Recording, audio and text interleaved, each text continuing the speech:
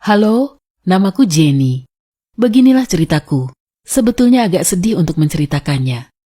Ayahku seorang pemabuk. Tapi bukan kawan. Ini bukan tentang kekerasan dalam rumah tangga. Aku mencintai ayahku, mungkin dialah orang paling menyenangkan yang pernah aku kenal. Dan mungkin ini alasan utamanya kenapa dia minum alkohol. Kawan, inilah kisah pengalamanku. Hidupku berjalan sangat normal sampai aku berumur 12 tahun. Orang tuaku sangat menyayangiku. Ibuku adalah orang yang sangat energik dan ayahku pria pendiam yang baik. Aku lebih mirip ibu dan tumbuh sebagai pribadi yang aktif dan optimis. Tapi suatu hari semuanya berubah. Saat itu ibu mengatakan dia mencintai pria lain dan akan pindah ke kota lain bersamanya.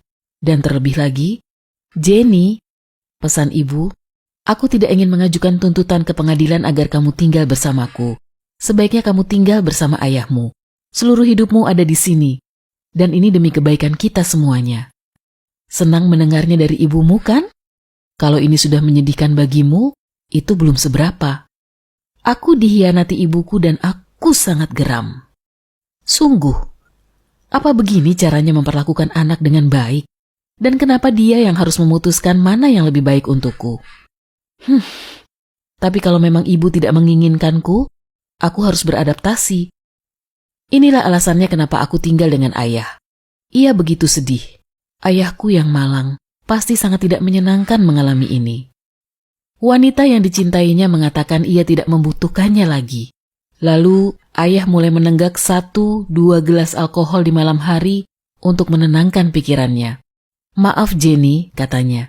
Ini membuat ayah merasa lebih enakan. Kamu keberatan? Memangnya aku ini siapa? Melarang-larang lelaki dewasa sedikit minum di malam hari. Dan disinilah letak kesalahanku. Salah satu kelemahan ayah yang jarang dimiliki orang lain adalah kurang berkemauan kuat.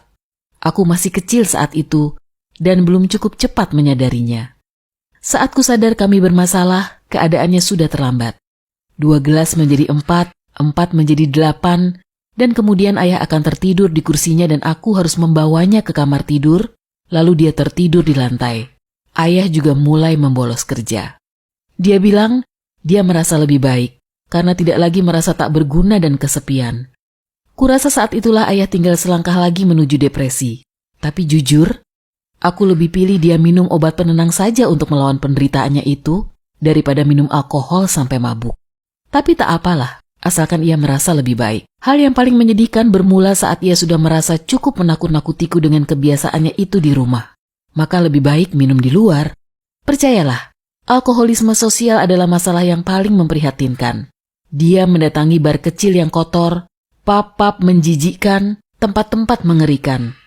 Di sanalah dia minum bersama para pemabuk lainnya dan menceritakan penderitaan hidupnya.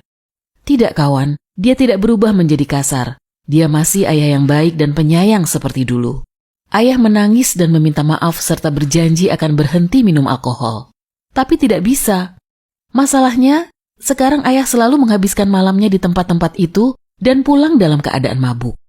Ia pulang sambil merangkak, bahkan kadang dia pulang memar-memar. Kadang dia lupa pulang. Kalau sudah begini, aku akan memesan taksi lalu menelusuri pub-pub itu sendiri untuk mencarinya. Ini bukan tempat yang baik untuk gadis belasan tahun. Bayangkan, aku harus belajar meyakinkan teman-temannya agar membiarkannya pergi. Kadang-kadang aku bahkan harus membawa tongkat pemukul bisbol agar mereka lebih paham. Semua orang tahu, Jenny bukan anak yang bisa diremehkan. Tentu saja aku berusaha tetap semangat, tapi ini sulit. Bahkan untuk gadis yang tabah sepertiku. Aku sangat sedih dan kesepian. Suatu hari aku datang ke bar untuk menjemput ayahku. Ada seorang lelaki besar yang mengatakan kalau ayah belum membayar. Ayah hampir tidak sadar. Aku tidak punya uang, jadi ku bilang saja kalau ayah akan membayarnya lain waktu. Tapi aku tak berhasil meyakinkannya. Aku tidak ingat pasti bagaimana caraku mengeluarkan ayah dari sana. Tapi saat itu ku bawa ayah pulang dengan sangat putus asa. Aku tidak punya harapan, dan mungkin aku akan melalui tahun-tahun berikutnya dengan mencari ayahku yang sedang mabuk. Aku memasuki jalan buntu. Keesokan harinya, ku beritahu ayah bahwa aku harus pergi meninggalkannya ke tempat ibu atau ke tempat lain. Aku sudah tak tahan lagi. Aku menangis dan ayah ketakutan melihatku begini. Aku tidak yakin dia pernah melihatku menangis. Inilah titik baliknya. Ketika dia menyadari itu, dia tidak mau minum alkohol lagi. Tekadnya pada dirinya sendiri, tetapi terutama padaku. Inilah pertama kalinya aku lihat ayahku punya kemauan. Pada hari itu juga dia pergi ke AA. Hari berikutnya aku berulang tahun ke-15. Dan aku putuskan untuk tinggal dengan ayahku lebih lama lagi dan melihat apakah ia bisa bertahan tanpa alkohol. Ternyata hidup itu indah, bahkan tanpa minum alkohol. Dia mengulang-ulang kalimat itu setiap hari, terus-menerus meminta maaf atas waktu 3 tahun yang menyedihkan itu. Tapi aku tidak marah. Aku berhasil mendapat pelajaran bahkan dari situasi horor dalam hidupku itu. Saat ini, aku menjadi pegulat yang cukup berbakat.